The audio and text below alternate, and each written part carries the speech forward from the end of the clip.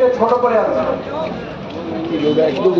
গত জুলাই এবং অগাস্টে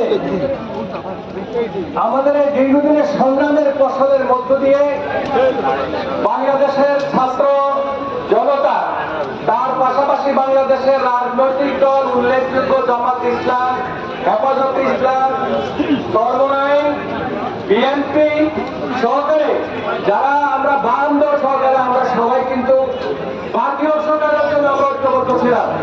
তার সাথে আমাদের একমাত্র সহযোগিতা ছিল যারা রক্ত দেওয়ার জন্য, তারা হল ছাত্র। তাদের রক্তের বিনিময়ে অর্জিত আমাদের আজকের এই বাক স্বাধীনতা। সুতরাং এই বাক স্বাধীনতার সুফল এখন বিএনপি যেভাবে ভোগ করছে, এট দ্য সেম টাইম আওয়ামীকে ভোগ করার জন্য আমরা একটা নতুন বাংলাদেশ চাই। সেই বাংলাদেশ গঠনের জন্য বর্তমান সরকার, ডক্টর ইউনূসের সরকার এই পর্যন্ত 6টি কমিশন গঠন করেছে।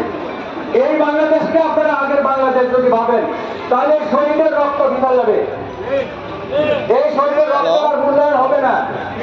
সেই আন্দোলনে আমাদের 1000 ছাত্র জনতা নিহত হয়েছে, তার ভিতরে উল্লেখযোগ্য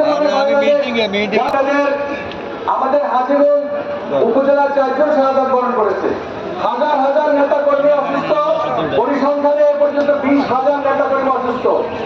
অনেক লোক চোখে দেখতে পায় না, তার পায়ে থেকে